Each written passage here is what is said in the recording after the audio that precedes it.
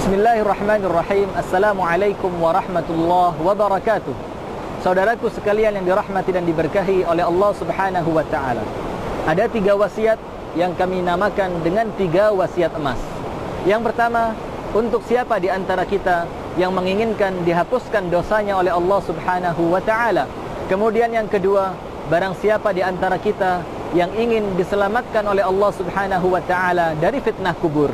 Kemudian yang ketiga, barang siapa di antara kita yang menginginkan satu rumah untuknya di syurga. Yang pertama, Imam Muslim meriwayatkan dalam hadis yang sahih, Rasulullah sallallahu alaihi wasallam bersabda, "Man qara'a fi yaumihi subhanallahi wa bihamdihi 100 marrah, huttat khatayahu wa in kanat mithla zabadil bahr."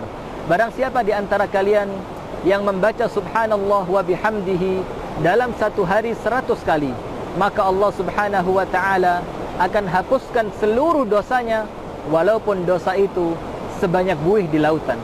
Saudaraku yang dirahmati oleh Allah, subhanallah wa bihamdihi 100 kali tidak menghabiskan waktu kita kurang dari 2 menit. Kemudian yang kedua, saudaraku yang dirahmati oleh Allah, barang siapa di antara kita yang menginginkan oleh Allah Subhanahu wa ta'ala diselamatkan dari fitnah kubur.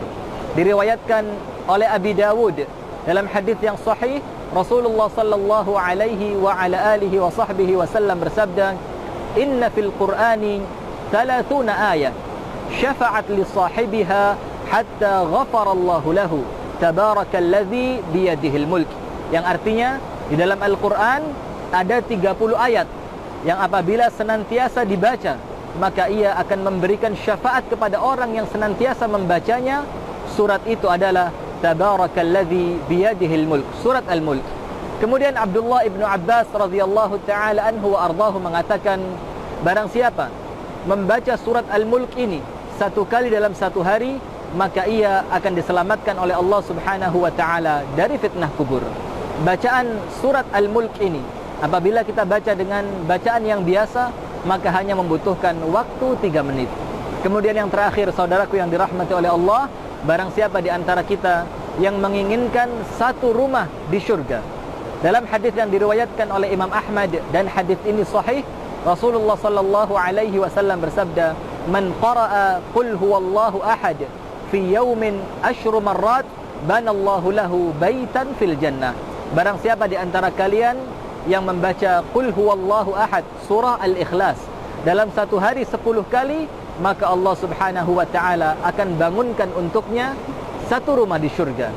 Sehingga saudaraku sekalian yang dirahmati dan diberkahi oleh Allah, 3 wasiat ini, mengampunan semua dosa, kemudian diselamatkan dari fitnah kubur, kemudian dibangunkan untuk kita satu rumah di syurga, hanya cukup dengan waktu 5 menit di setiap harinya, subhanallah wa bihamdihi 100 kali. Kemudian surah Al-Mulk 30 ayat, kemudian qul huwallahu ahad 10 kali, maka insyaallah kita akan mendapatkan semua keutamaan itu. Hadanallahu wa iyyakum ajma'in. Subhanakallahumma wa bihamdika asyhadu an la ilaha illa anta astaghfiruka wa atubu ilaik. Assalamualaikum warahmatullahi wabarakatuh.